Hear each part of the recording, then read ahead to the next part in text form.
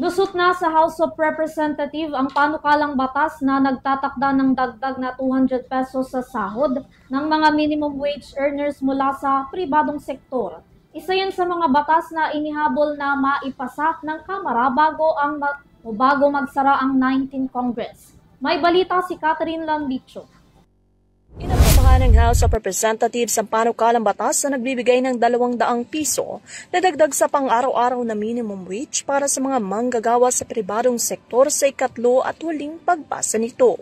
Inaprobahan ng Kamara ang panukala na may 171 yes votes, 0 no votes at isang absentation sa plenaryo session noong Miyerkules. Sinabi ni Trade Union Congress of the Philippines Party List Representative Raymond Democrito Mendoza na ang pag-aproba ng Kamara sa panukala ay nagpakita na ito ay House of the People.